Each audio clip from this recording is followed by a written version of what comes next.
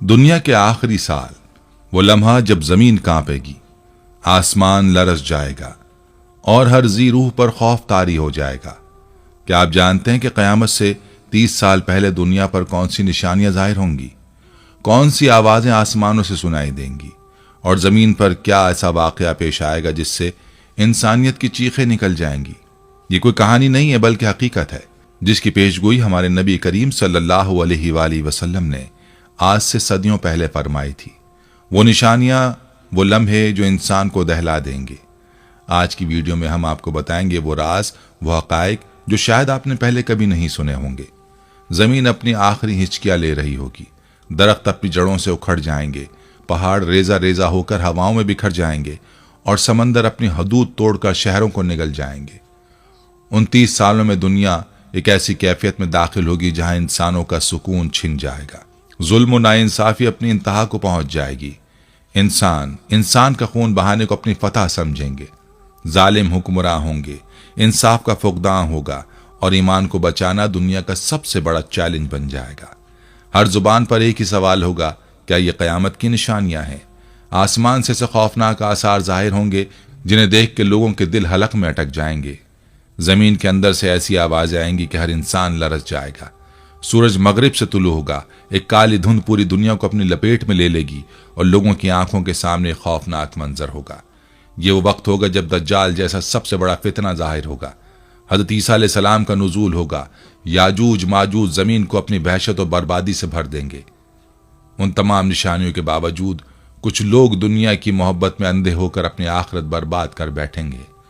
ये महज ख्याली दास्तान नहीं है, ये हकीकतें हैं जिनकी निशानियां हमारे नबी सल्लल्लाहु अलैहि वसल्लम ने 1400 साल पहले हमें बता दी थीं और आज हम उन निशानियों को अपनी आंखों के सामने मुकम्मल होते देख रहे हैं। उन आखिरी 30 सालों में इंसान की ईमान का सबसे बड़ा इम्तहान होगा। सच को झूठ और झूठ को सच बनाकर पेश किया जाएगा। एक वक्त ऐसा आएगा जब हर शख्स अपने फायदे के लिए दूसरों को नुकसान पहुंचाने से गुरेज नहीं करेगा। हम आपको उन निशानियों के बारे में तफसील से बताएंगे, वो निशानियां जो आपके दिल को दहला देंगी, वो हकायक जो शायद आपने कभी ना सुने हों। इस वीडियो में आपको वो मालूमात मिलेंगी जो न सिर्फ आपके ईमान को मजबूत करेंगी बल्कि आपको आने वाले वक्त के लिए भी तैयार करेंगी। ये वीडियो महज एक कहानी नहीं, एक हकीकत है, एक अलार्म है, एक इंतबाह है, ताकि हम खुद को आने वाले वक्त के लिए तैयार कर सकें। हमें जानना होगा कि हम उन फितरों से कैसे बच सकते हैं और अपनी आखिरत को कैसे महफूज बना सकते हैं। वीडियो को लाइक करें, चैनल को सब्सक्राइब करें और बेल आइकन को दबाएं ताकि आपको हर नई वीडियो की इत्तला बर वक्त मिल सके। आज की वीडियो में वो सब कुछ आपके सामने लाया जाएगा जिसे जानकर आप हैरत में मुब्तला हो जाएंगे।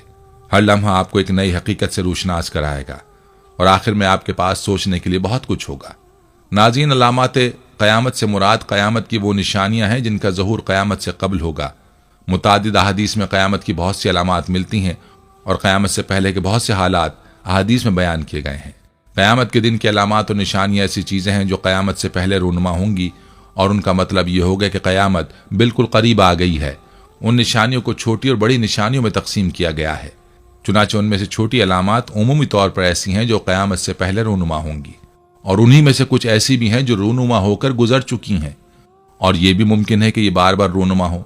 तो कुछ ऐसी हैं जो रूनुमा होने के बाद मुसलसल मुशाहिदे में आ रही हैं और कुछ ऐसी हैं जो अभी तक रूनुमा नहीं हुई लेकिन वो बिल्कुल बाइना रूनुमा होंगी। जिस नबी सल्लल्लाहु अलैहि वसल्लम ने फरमाया था, जब बड़ी निशानियां ऐसी हैं जो क़यामत के बिल्कुल करीब रूनुमा होंगी और उनके बाद क़यामत कायम होने में बहुत ही थोड़ा वक्त रह जाएगा। क़यामत की अलामत सुगरा में से सबसे पहली अलामत हज़रत मोहम्मद सल्लल्लाहु अलैहि वसल्लम की दुनिया में तशरीफ़ आवरी और आपकी वफ़ात है। पिछली आसमानी किताबों में आप सल्लल्लाहु अलैहि वसल्लम का लक़ब नबी उस-सआ लिखा है, जिसके मानी है क़यामत का नबी, यानी आप वो आखिरी नबी होंगे जिनकी उम्मत पर क़यामत कायम होगी। नबी सल्लल्लाहु अलैहि वसल्लम की वफ़ात, बैतुल मक़दस की फ़तह, फ़लस्तीन के शहर अम्बास में रूनुमा होने वाला ताउन, औलाद नाफरमान हो जाएगी, बेटियां तक माँ की नाफरमानी करने लगेंगी, दोस्त को अपना और बाप को पराया समझा जाने लगेगा, इल्म उठ जाएगा और जहालत आम हो जाएगी। दीन का इल्म लोग दुनिया कमाने के लिए हासिल करेंगे, ना अहल लोग अमीर और हाकिम बन जाएंगे और हर किस्म के मामलात, ओहदे और मनासिब ना अहलों के सुपुर्द हो जाएंगे। जो जिस काम का अहल और लायक ना होगा वो काम उसके सुपुर्द कर दिया जाएगा। लोग जालिमों और बुरे लोगों की ताजीम इस वजह से करने लगेंगे कि हमें तकलीफ ना पहुंचाए। शराब खुल्लम खुल्ला पी जाने लगेगी। जिनाकारी और बदकारी आम हो जाएगी। ऐलानिया तौर पर नाचने और गाने वाली औरतें आम हो जाएंगी। गाने बजाने का सामान, आलात मौसीकी भी आम हो जाएंगे। लोग उम्मत के पहले बुजुर्गों को बुरा भला कहने लगेंगे। झूठ आम फैल जाएगा और झूठ बोलना कमाल समझा जाने लगेगा। अमीर और हाकिम मुल्क की दौलत को जाती मिल्कियत समझने लग जाएंगे। अमानत में खयानत शुरू हो जाएगी। अमानत के तौर पर रखवाई जाने वाली चीजों को लोग जाती दौलत समझने लगेंगे। नेक लोगों के बजाय रजील और गलत कार किस्म के लोग अपने अपने कबीले और इलाके के सरदार बन जाएंगे। शर्म हया बिल्कुल खत्म हो जाएगी। जुल्म से तमाम हो जाएगा। ईमान सिमट कर मदीना मुनव्वरा की तरफ चला जाएगा, जैसे सांप सुकड़ कर अपने बिल की तरफ चला जाता है। ऐसे हालात पैदा हो जाएंगे कि दीन पर कायम रहने वाले की वो हालत होगी जो हाथ में अंगारा पकड़ने वाले की होती है। ज़कात को लोग तावान समझने लगेंगे। माल गनीमत को अपना माल समझा जाने लगेगा। माँ की नाफरमानी और बीवी की फरमाबरदारी शुरू हो जाएगी। औरतें ज्यादा और मर्द कम हो जाएंगे, यहां तक कि एक मर्द 50 औरतों का निगरान होगा। फितनों का ज़हूर पजीर होना, इन्हीं फितनों में सैयदना उस्मान रज़ी अल्लाह अन्हु की शहादत, जंग जमल, सफ़ीन, खवारिज का रूनुमा होना, वाक़या हुर्रा, कुरान करीम को मखलूक कहने का फितना शामिल है। हिजाज में बहुत बड़ी आग का रूनुमा होना। यह आग 7वीं हिजरी के दरमियान सन 654 हिजरी को लगी थी और बहुत बड़ी मिकदार में थी। जिन लोगों के जमाने में यह आग लगी थी उन्होंने इसे तवातुर के साथ बयान किया है। चुनाचे इमाम नोवी रहमहुल्लाह कहते हैं कि हमारे जमाने में सन 654 हिजरी को मदीना नबविया की मशरकी जानिब हुर्रे के अकब में आग लगी, जो कि बहुत बड़ी थी। शाम और दीगर इलाकों के लोगों ने उसे तवातुर के साथ बयान किया है और मुझे भी अहले मदीना में से उसने बताया जिसने यह आग देखी थी। इल्म कब्ज हो जाएगा और जहालत आम हो जाएगी। इल्म कब्ज इस तरह होगा कि अहले इल्म फौत हो जाएंगे, जैसे कि सही बुखारी और मुस्लिम में इसकी वजाहत मौजूद है। जिना आम होना, सूदी लेन देन फैल जाना, हर समत आलात मौसीकी आम होना, बकरियों के चरवाहे इमारतें बनाने का मुकाबला करेंगे, खवातीन का बारीक और तंग लिबास जेब तन करना, मोमिन को सच्चे ख्वाब आना, झूठी गवाही आम होना और सच्ची गवाही छुपाना, औरतों की तादाद ज्यादा होना, जजीरा अरब का दोबारा सरसब्ज और शादाब होना, दरिंदों और जमादात का इंसानों से बातें करना, रोमियों की तादाद बढ़ना और मुसलमानों से उनकी जंग, कुस्तुनतुनिया फतह होना। क़यामत से पहले हुजूर अकरम सल्लल्लाहु अलैहि वसल्लम की उम्मत में से 30 बड़े कज़्ज़ाब और दज्जाल आएंगे। हर एक नबूवत का दावा करेगा, हालांकि हुजूर अलैहिस्सलातु वस्सलाम आखिरी नबी हैं। आप सल्लल्लाहु अलैहि वसल्लम के बाद कोई नबी नहीं। इराक का मशहूर दरिया फरात सोने का एक पहाड़ या सोने का खजाना जाहिर करेगा जिस पर लोग लड़ेंगे। चुनांचे उस लड़ाई में हर 100 में से 99 कत्ल हो जाएंगे। मुमकिन है कि सोने के पहाड़ या सोने के खजाने से मुराद इराक का तेल हो। वल्लाह आलम। जब ये अलामतें जाहिर हो चुकी होंगी तो सख्त किस्म का अजाब शुरू होगा। उसमें सुर्ख आंधियां आएंगी, आसमान से पत्थर बरसेंगे, कुछ लोग जमीन में धंसा दिए जाएंगे, लोगों की शक्लें मस्ख हो जाएंगी। फिर पै दर पे कई निशानियां ऐसे जाहिर होंगी जैसे हार का धागा टूटने पर मुसलसल दाने गिरने लगते हैं। नाजरीन, हजरत हुजैफा इब्न अस्सिद गफ्फारी रजी अल्लाह अन्हु कहते हैं कि एक दिन हम लोग आपस में क़यामत का जिक्र कर रहे थे कि नबी करीम सल्लल्लाहु अलैहि वसल्लम हमारी तरफ आने के लिए और पूछा कि तुम लोग किस चीज़ का जिक्र कर रहे हो। सहाबा ने अर्ज़ किया, हम क़यामत का तज़किरा कर रहे हैं। तब आप सल्लल्लाहु अलैहि वसल्लम ने फरमाया, यकीनन क़यामत उस वक्त तक नहीं आएगी जब तक तुम इससे पहले 10 निशानियां ना देख लोगे। फिर आप सल्लल्लाहु अलैहि वसल्लम ने उन 10 निशानियों को इस तरतीब से जिक्र फरमाया। नंबर 1 धुआं, नंबर 2 दज्जाल, नंबर 3 दाबतुल अर्द, नंबर 4 सूरज का मगरिब की तरफ से निकलना, नंबर 5 हज़रत ईसा इब्न मरियम का नाजिल होना, नंबर 6 याजूज माजूज का जाहिर होना। छठी, 7वीं और 8वीं निशानी के तौर पर आप सल्लल्लाहु अलैहि वसल्लम ने 3 खसौफ यानी 3 मकामात पर जमीन के धंस जाने का जिक्र फरमाया। एक तो मशरिक के इलाके में, दूसरे मगरिब के इलाके में और तीसरे जजीरतुल अरब के इलाके में। एक और हदीस में यूं है कि वो एक ऐसी आग होगी जो यमन के मशहूर शहर अदन के आखिरी किनारे से नमूदार होगी और लोगों को हाँक कर जमीन हशर की तरफ ले जाएगी। नेज एक रिवायत में 10वीं निशानी के तौर पर यमन की तरफ से या अदन के आखिरी किनारे से आग के नमूदार होने के बजाय एक ऐसी हवा का जिक्र किया गया है जो लोगों को समंदर में फेंक देगी। मुस्लिम। प्यारे दोस्तों, आपने इस रिवायत में क़यामत की 10 बड़ी निशानियां मुलाहिजा फरमाई। जहां तक इन निशानियों की तरतीब का मामला है तो इस बारे में आपको मुहद्दिसीन और अहले इल्म की आरा से आगाह करें। नबी करीम सल्लल्लाहु अलैहि वसल्लम ने क़यामत की जो बड़ी निशानियां अपनी उम्मत को बताई हैं उनमें सबसे पहली निशानी दखान है, जो एक बड़ा धुआं होगा जो जाहिर होकर मशरिक से मगरिब तक तमाम ज़मीन पर छा जाएगा और मुसलसल 40 रोज तक छाया रहेगा। इसकी वजह से तमाम लोग सख्त परेशान हो जाएंगे। मुसलमान तो सिर्फ दिमाग और हवास की कदूरत और जुकाम में मुब्तला होंगे, मगर मुनाफिकीन और कुफार बेहोश हो जाएंगे और उनके होश व हवास इस तरह हो जाएंगे कि बाज़ों को कई दिन तक होश नहीं आएगा। याद रहे, उस धुएं का नाम दखान है। जैसा कि इस धुएं का जिक्र कुरान पाक की सूरह दखान की आयत नंबर 10 में भी मौजूद है और हज़रत हुज़ैफा रज़ियल्लाहु अन्हु और उनके ताबीन के कौल के मुताबिक इस आयत में इसी धुएं का इशारा किया गया है। इस आयत में अल्लाह ताला का इरशाद है, सो आप उस दिन का इंतजार कीजिए जब आसमान वाज़े धुआं लाएगा जो लोगों को ढांप लेगा। यह है दर्दनाक अजाब। उस दिन वो कहेंगे, ऐ हमारे रब, हमसे इस अजाब को दूर कर दे, बेशक हम ईमान लाने वाले हैं। अब उनके नसीहत कबूल करने का वक्त कहाँ है, हालांकि उनके पास वाज़ेह हिदायत देने वाले रसूल आ चुके थे। फिर उन्होंने उस रसूल से एराज किया और कहा, ये सिखाए हुए दीवाने हैं। सूरह दखान आयत 10 से 14। याद रहे कि इस आयत में आसमान के धुएं लाने से मुराद कुर्ब क़यामत में धुएं का जाहिर होना, जैसा कि कतादा ने कहा कि इस आयत के मानी है, या मोहम्मद सल्लल्लाहु अलैहि वसल्लम, आप उन काफिरों के साथ उस दिन का इंतजार कीजिए जब आसमान पर वाज़ेह धुआं छा जाएगा। नाज़रीन, इस आयत में दखान यानी धुएं के मुतालिक मुफस्सिरीन के मुख्तलिफ कौल हैं। इस धुएं की हकीकत को जानने के लिए नक़वाल का तज़किरा करना जरूरी है। पहला कौल, जिसके बारे में हज़रत अली रज़ियल्लाहु अन्हु, हज़रत इब्न अब्बास, हज़रत इब्न उमर, हज़रत अबू हुरैरा रज़ियल्लाहु अन्हु और ज़ैद बिन अली, हसन और इब्न अबी मलिका वगैरह फरमाते हैं कि दखान धुआं क़यामत की अलामतों में से है। यह अभी तक जाहिर नहीं हुआ। यह कुर्ब क़यामत में 40 रोज तक जाहिर होगा और आसमान और ज़मीन की फ़ज़ा को भर लेगा।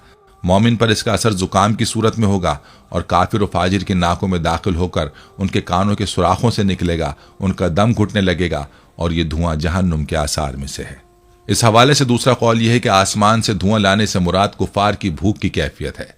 जैसा कि हज़रत इब्न मसूद रज़ियल्लाहु अन्हु ने फरमाया, दखान धुएं से मुराद कुफार की भूख की कैफियत है।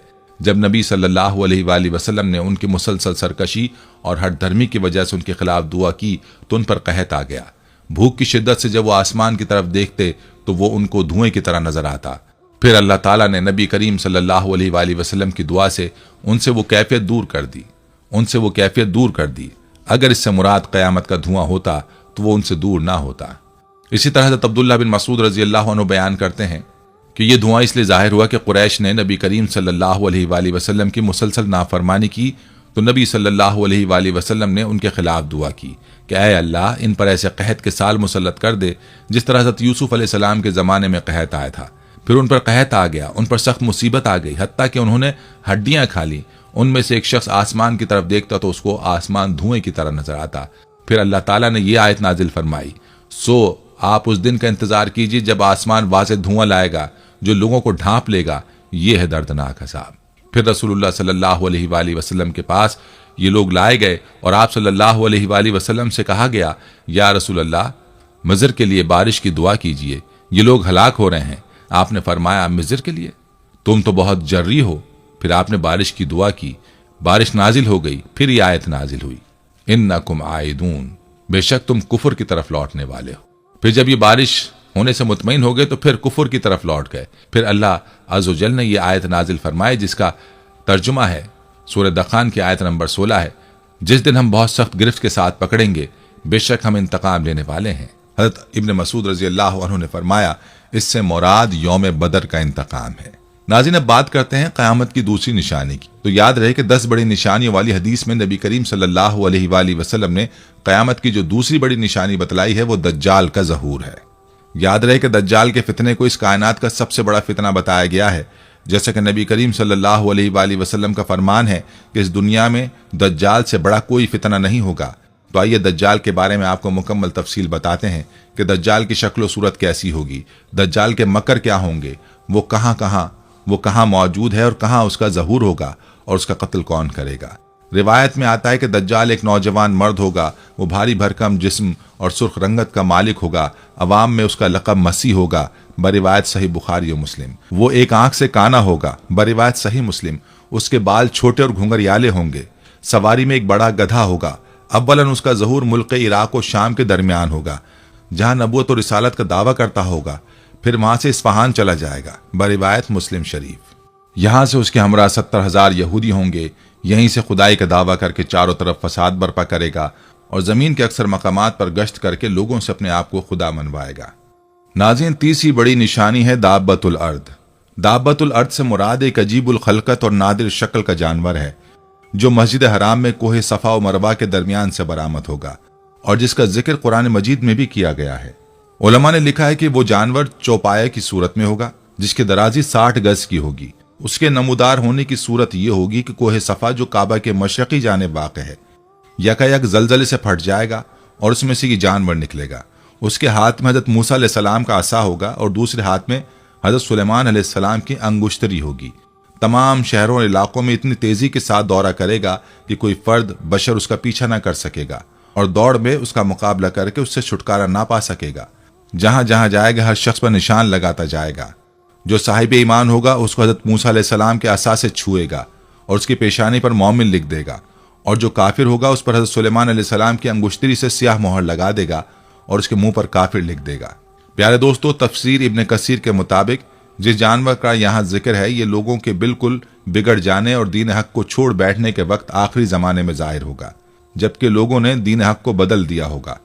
बाज कहते हैं कि ये मक्का शरीफ से निकलेगा, बाज कहते हैं कि किसी और जगह से। अबू दाऊद में है कि दाब्बतुल अर्द 3 मरतबा निकलेगा, दूर दराज के जंगल से जाहिर होगा और उसका जिक्र शहर यानी मक्का तक न कोई पहुंचेगा। फिर एक लंबे जमाने के बाद दोबारा जाहिर होगा और लोगों की जुबानों पर इसके किस्सा चढ़ जाएगा, यहाँ तक कि मक्का में भी इसकी शोहरत पहुंचेगी। फिर जब लोग अल्लाह की सबसे ज्यादा हुर्मत और आजमत वाली मस्जिदुल हराम में होंगे, उसी वक्त अचानक दाब्बतुल अर्द उन्हें वहीं दिखाई देगा कि रुकने मकाम के दरमियान अपने सर से मट्टी झाड़ रहा होगा। लोग इसे देखकर इधर उधर होने लगेंगे। ये मोमिनों की जमात के पास जाएगा और उनके मुंह को मिशले रोशन सितारे के मुनव्वर कर देगा। उससे भागकर कोई न बच सकेगा और न छुप सकेगा। यहाँ तक कि एक शख्स उसको देखकर नमाज को खड़ा हो जाएगा। ये उसको कहेगा अब नमाज को खड़ा हुआ है, फिर उसकी पेशानी पर निशान कर देगा और चला जाएगा। उसके इन निशानात के बाद काफिर और मोमिन का साफ तौर पर इम्तियाज हो जाएगा। यहाँ तक कि मोमिन काफिर से कहेगा कि ए काफिर मेरा हक अदा कर, और काफिर मोमिन से कहेगा ए मोमिन मेरा हक अदा कर। ये रिवायत हुज़ैफा बिन अस्यद से भी मरवी है। अब तज़किरा करते हैं नाजरीन बाकी निशानियों का। दोस्तों, कुरान पाक की सूरह इनाम आयत नंबर 158 में इरशाद बारी ताला है, ये उसके सिवा किसी बात के मुंतजिर हैं कि उनके पास फरिश्ते आए या खुद तुम्हारा परवरदिगार आए या तुम्हारे परवरदिगार की कुछ निशानियां आए, मगर जिस रोज तुम्हारे परवरदिगार की कुछ निशानियां आ जाएंगी तो जो शख्स पहले ईमान नहीं लाया होगा उस वक्त उसे ईमान लाना कुछ फायदा नहीं देगा। या अपने ईमान की हालत में नेक अमल नहीं किए होंगे तो गुनाहों से तौबा करना मुफीद ना होगा। ऐ पैगंबर, इनसे कह दो कि तुम भी इंतजार करो, हम भी इंतजार करते हैं। प्यारे दोस्तों, इन आयत में अल्लाह ताला काफिरों को और पैगंबरों के मुखालिफों को और अपनी आयात के झुटलाने वालों को और अपनी राह से रोकने वालों को डरा रहा है कि क्या उन्हें कयामत का इंतजार है, जबकि फरिश्ते भी आएंगे और खुद अल्लाह कहार भी। वो भी वक्त होगा जब ईमान बेसूद और तौबा भी बेकार हो जाएगी। बुखारी शरीफ में इस आयत की तफसीर में है कि रसूलुल्लाह सल्लल्लाहु अलैहि वसल्लम फरमाते हैं, कयामत कायम ना होगी जब तक सूरज मगरिब से ना निकले। जब ये निशान जाहिर हो जाएगा तो जमीन पर जितने लोग होंगे सब ईमान लाएंगे, लेकिन उस वक्त ईमान महज बेसूद होगा। फिर आपने यही आयत पढ़ी और हदीस है कि जब कयामत की 3 निशानें जाहिर हो जाएं तो बेईमान को ईमान लाना, खैर से रुके हुए लोगों को उसके बाद नेकी या तौबा करना कुछ सूदमंद जाहिर ना होगा। सूरज का मगरिब से निकलना, दज्जाल का आ जाना, दाब्बतुल अर्द का जाहिर हो जाना। एक और रिवायत में इसके साथ एक धुएं के आने का बयान भी है और हदीस में है कि सूरज के मगरिब से तुलू होने से बेशतर जो तौबा कर ले उसकी तौबा मकबूल है। बास का मानना है कि सूरज का मगरिब से निकलना कयामत की निशानियों में आखिरी निशानी होगी, जबकि मज़कूरा हदीस में सूरज का निकलना 4थे नंबर पर बयान हुआ है। अगली निशानी हज़रत ईसा अलैहिस्सलाम का नुज़ूल है। याद रहे कि हज़रत ईसा अलैहिस्सलाम का नुज़ूल हज़रत इमाम मेहदी के ज़हूर के बाद होगा। चुनाचे आप एक दिन शाम के वक्त आसमान से दमिश्क की जामे मस्जिद के मशरकी सफ़ेद मीनार पर उतरेंगे और फिर दज्जाल को तलाश करके उसको दरवाज़ा लुद पर कत्ल करेंगे। लुद शाम में एक मौज़े का नाम है और बाज़ हज़रात इसको फ़लस्तीन के एक मौज़े का नाम बताया है। फिर आपका निकाह होगा और आप 40 साल तक दुनिया में रहेंगे और आप अलैहिस्सलाम की तदफीन नबी अकरम सल्लल्लाहु अलैहि वसल्लम के साथ होगी। रिवायत से मालूम होता है कि दज्जाल को हज़रत ईसा अलैहिस्सलाम कत्ल करेंगे, जैसा कि दज्जाल के जिक्र में इसकी तफसील आपने मुलाहिजा की। इस लिहाज से कहा जा सकता है कि दज्जाल और हज़रत ईसा अलैहिस्सलाम का नुज़ूल यक के बाद दीगरे होगा, यानी पहले दज्जाल का ज़हूर होगा और दज्जाल के ज़माने में ही हज़रत ईसा अलैहिस्सलाम का नुज़ूल हो जाएगा, जो अल्लाह के हुक्म से दज्जाल का खात्मा फरमाएंगे। दोस्तों, अगली निशानी याजूज माजूज का इनखला है, जो हदीस की रूह से क़यामत की छठी बड़ी निशानी है। आपको बताते चलें कि याजूज माजूज दरअसल दो कबीलों के नाम हैं, जो याफिस इब्न नूह की औलाद में से हैं। ये दोनों कबीले बहुत ही वैशी मगर ताकतवर थे। इनका खास मशगला लूटमार और ज़मीन पर फसाद फैलाना था। ये कबीले जिस घाटी में रहा करते थे उसको जुल्करनैन ने एक ऐसी दीवार से, जिसकी बुलंदी उस घाटी के दोनों तरफ पहाड़ की चोटी तक पहुंचती है और मोटाई 60 गज की है, बंद करा दिया था, ताकि लोग उन कबीलों की चीरा दस्तियों से महफूज रह सकें। जब क़यामत आने को होगी और याजूज माजूज के निकलने का वक्त आएगा तो दीवार टूट जाएगी। कुरान करीम की सूरह कहफ में बहावाला याजूज माजूज जुल्करनैन के हालात बयान करते हुए फरमाया गया कि जब वो अपनी शुमाली मुहिम के दौरान 100 दीवारों यानी पहाड़ों के दरमियान पहुंचा तो वहां उसे एक ऐसी कौम मिली जिसकी जबान नाकाबिल फहम थी। ताहम जब तर्जुमान के जरिए गुफ्तगू हुई तो उन्होंने अर्ज किया कि याजूज माजूज इस जमीन पर फसाद फैलाते हैं, लिहाजा तो हमारे और उनके दरमियान एक सद यानी दीवार तामीर कर दे। और कुरान पाक में मजीद इस बात का जिक्र मौजूद है कि किस तरह जुल्करनैन ने उस कौम को याजूज माजूज की यलगार से बचाने के लिए दीवार बनाई। याद रहे कि ये जो दीवार बनाई गई थी कोई ख्याली और मानवी नहीं बल्कि हकीकी और हिस्सी है, जो कि लोहे और पिघले हुए तांबे से बनाई गई थी, जिससे वक्ती तौर पर याजूज माजूज का फितना दब गया। जब ये दीवार तामीर हो गई तो जुल्करनैन ने अल्लाह का शुक्र अदा किया, जिसने ये दीवार बनाने और लोगों को आए दिन की परेशानियों से निजात दिलाने की तौफीक बख्शी, मगर साथ ही लोगों को यह भी बता दिया कि ये दीवार अगरचे बहुत मजबूत और मुस्तहकम है, मगर ये लाजवाल नहीं। जो चीज़ भी बनी है बिलाखिर फना होने वाली है, और जब मेरे रब के वादे का वक्त करीब आएगा तो वो इसको पेवंद खाक कर देगा, और मेरे रब का वादा बरहक है। नाज़रीन, अगरचे सद्दे जुल्करनैन बड़ी मजबूत बनाई गई है, जिसके ऊपर चढ़कर या उसमें सुराख करके याजूज माजूज का इधर आना मुमकिन नहीं, लेकिन जब अल्लाह का वादा पूरा होगा तो वो उसे रेजा रेजा करके जमीन के बराबर कर देगा। इस वादे से मुराद क़यामत के करीब याजूज माजूज का ज़हूर है। दोस्तों, अब जिक्र करते हैं जमीन में धंसने का, जिसको मज़कूर हदीस में 3 खसौफ कहा गया है, और आप सल्लल्लाहु अलैहि वसल्लम ने 3 खसौफ का जिक्र 3 निशानियों के तौर पर बयान फरमाया है। खसौफ के बारे में इब्न मालिक ने कहा कि अजाब इलाही के तौर पर जमीन का धंस जाना मुख्तलिफ ज़मानों और मुख्तलिफ इलाकों में वाक़ हो चुका है, लेकिन एहतमाल है कि यहाँ हदीस में जिन 3 खसौफ का जिक्र फरमाया है वो पहले हो चुकने वाले खसौफ के अलावा होंगे और उनसे भी ज्यादा सख्त होंगे। मालूम हुआ कि क़यामत की बड़ी निशानियों में से एक निशानी ये भी है कि रूए ज़मीन पर ज़मीन के फट जाने या धंस जाने के 3 ऐसे वाक़यात रूनुमा होंगे कि लोग बहुत ज़्यादा खौफज़दा हो जाएंगे, क्योंकि इनके असरात बहुत ही हौलनाक होंगे। यूं तो दुनिया में पहले भी ज़मीन के फटने के ऐसे कई वाक़यात सुनने को मिल चुके हैं, लेकिन जिन वाक़यात की खबर आप सल्लल्लाहु अलैहि वसल्लम ने दी है वो हमारी सोच से बालातर है। वो किस कदर भयानक अजाब होगा कि रूए ज़मीन पर कोई भी उसके खौफ से बच नहीं पाएगा। ज़मीन का धंसना क़यामत कुबरा की निशानियों में से है। वो कब होना है, किस जगह होना है, इसका इल्म तो अल्लाह पाक की ज़ात अक़दस ही जानती है, लेकिन आप सल्लल्लाहु अलैहि वसल्लम ने उन समतों का इशारा ज़रूर दिया है कि एक वाक़या अहले मगरिब की तरफ होगा। वो इस कदर भयानक होगा कि पूरा मगरिब उसकी खौफ की लपेट में होगा, जबकि दूसरा वाक़या अहले मशरिक की तरफ होगा और तीसरा वाक़या अहले अरब की सरजमीन पर होगा। याद रहे कि ज़मीन का धंस जाना अल्लाह रब्बुल इज़्ज़त के अहकामात की पामाली, नाफरमानी, नाशुक्री और उसके अजाब को दावत देने की तरफ इशारा है।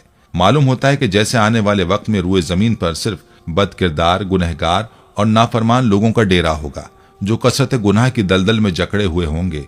लोगों के रोज़ो शब और मसरूफियात का अंदाज़ा आप सल्लल्लाहु अलैहि वसल्लम के इस फरमान से वाज़े होता है कि मेरी उम्मत के कुछ लोग खाने पीने और लहू लाब में रात गुजारेंगे, जब सुबह होगी तो सब के सब खंजीर बन चुके होंगे।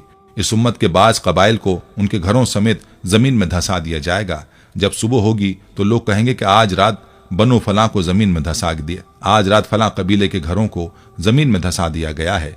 उन पर पत्थर बरसाए जाएंगे और उन पर मनहूस हवा भेजी जाएगी, जो उन्हें उसी तरह रेजा रेजा करके उड़ा देगी जिस तरह कौमों को उनके शराब पीने, सूद खाने, मर्दों के रेशम पहनने, गाने बजाने वाली औरतें इख्तियार करने और कताए रहमी करने की वजह से बेखोबंद से उड़ा चुकी है। दोस्तों, ये था जिक्र खसौफ यानी जमीन के धंस जाने का। अगली निशानी आग है, जिसके बारे में फरमाया कि लोगों को हाँक कर जमीन हशर की तरफ ले जाएगी। इसमें जमीन हशर से मुराद मुल्क के शाम का वो इलाका है जहां वो आग लोगों को ले जाकर छोड़ेगी। बाज़ हज़रात ने यह कहा है कि ज्यादा सही बात यह है कि इस आग की इब्तिदा मुल्क शाम से होगी, या ये कि मुल्क शाम को इस कदर वसी और फराह कर दिया जाएगा कि पूरे आलम के लोग उसमें जमा हो जाएंगे। बहरहाल हदीस के इस जुमले का मफहूम ये नहीं है कि इस आग का लोगों को हाँकना हशर के बाद होगा।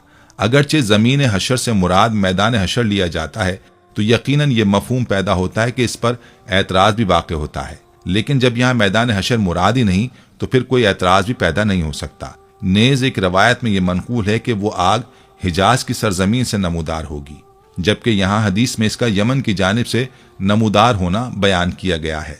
लेकिन काजी अयाज ने यह कहा है कि हो सकता है कि क़यामत की निशानी के तौर पर जिस आग का जिक्र किया गया है वो एक नहीं दो होंगी, और वो दोनों लोगों को घेर कर हाँक कर ज़मीन हशर यानी मुल्क शाम की तरफ ले जाएंगी, या ये कि वो आग तो एक ही होगी जो इब्तिदा में यमन से निकलेगी लेकिन उसका ज़हूर हिजाज की सरजमीन से होगा।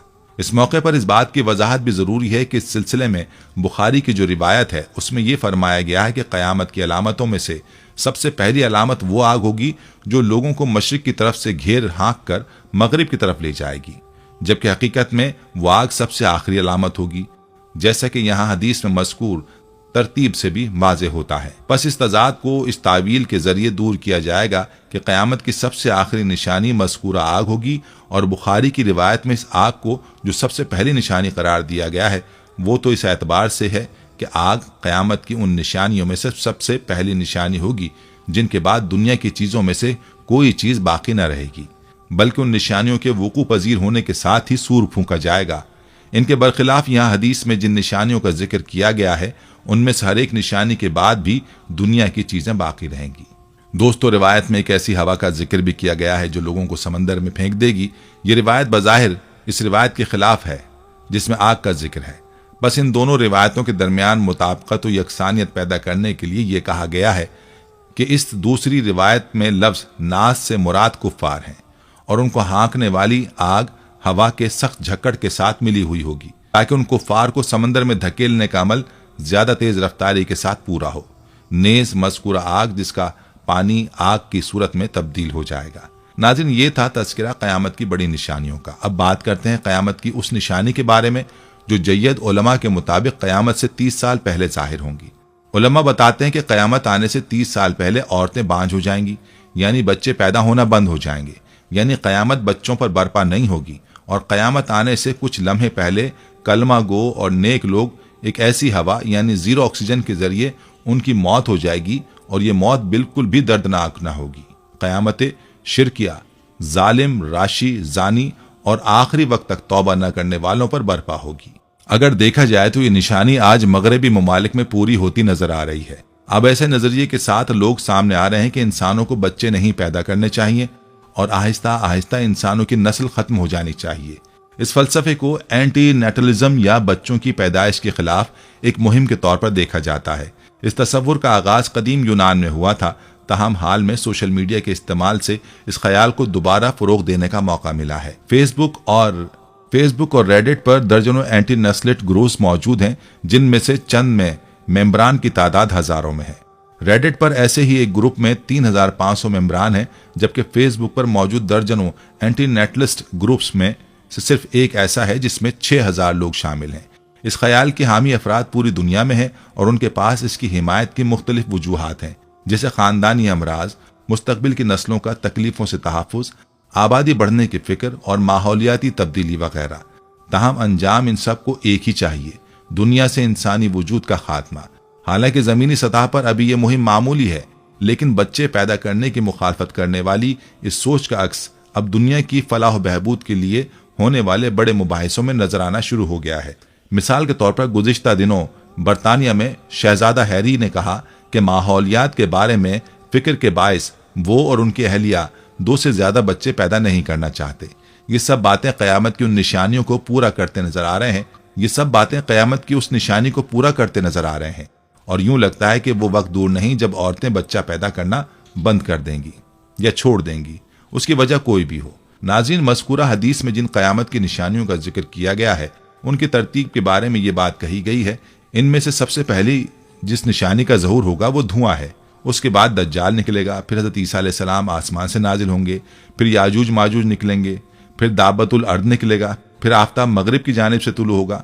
ये बात इसलिए कही जाती है कि हज़रत ईसा अलैहिस्सलाम के ज़माने में तमाम रूए ज़मीन पर अहले ईमान के अलावा कोई नहीं होगा, क्योंकि सारे कुफ़ार मुसलमान होंगे, उनका ईमान मकबूल होगा। इसके बरखिलाफ अगर ये कहा जाए कि मगरिब की जानिब से आफ्ताब का तुलू होना दज्जाल के निकलने और हज़रत ईसा अलैहिस्सलाम के नाजिल होने से पहले होगा, तो जाहिर है कि जो कुफ़ार हज़रत ईसा अलैहिस्सलाम के ज़माने में मुसलमान होंगे उनका ईमान मकबूल करार ना पाएगा, क्योंकि आफ्ताब मगरिब की जानिब से तुलू होने के बाद तौबा का दरवाज़ा बंद हो जाएगा और उस वक्त किसी काफिर का ईमान कबूल करना मोतबर नहीं होगा, जबकि हज़रत ईसा अलैहिस्सलाम के ज़माने में ईमान कबूल करने वाले तमाम लोगों का ईमान मोतबर होगा और वो मुसलमान माने जाएंगे। बस हदीस में मज़कूरा निशानियों को जिस तरतीब के साथ जिक्र किया गया है वो निशानियों के वकू पजीर होने की असल तरतीब नहीं है। असल तरतीब का इल्म अल्लाह ही को है, इसलिए इस तरतीब में इख्तिलाफ का तज़किरा करना बेसूद है। जब क़यामत की निशानियां ज़ाहिर होंगी तब हुक्म इलाही से हज़रत इसराफील अलैहिस्सलाम सूर फूकेंगे, जिससे सब कुछ फना हो जाएगा। फिर जब अल्लाह को मंजूर होगा तब दोबारा सूर फूंका जाएगा, जिससे तमाम मुर्दे जिंदा हो जाएंगे। फिर सब जिन्नो इंस का हिसाब व किताब लिया जाएगा। नेक आमाल अंजाम देने वालों को जन्नत में और बुरे आमाल अंजाम देने वालों को दोज़ख में डाला जाएगा और वो हमेशा वहां रहेंगे। कुरान मजीद में क़यामत के जो अहवाल बयान हुए हैं वो सिर्फ उस दिन का हल्का सा तसव्वुर देने के लिए बयान हुए हैं। उनका ताल्लुक मुतशाबिहात से है। इस जहां में उनकी असल हकीकत का समझना मुश्किल है। हम हर चीज़ को अपने मुशाहदे, तजर्बे, इल्म और अपने फहम की रोशनी में समझने की कोशिश करते हैं, इसलिए इनको समझाने के लिए उन्हीं चीज़ों का हवाला दिया जाता है जिनका इस दुनिया में हमें तजुर्बा और मुशाहिदा होता रहता है।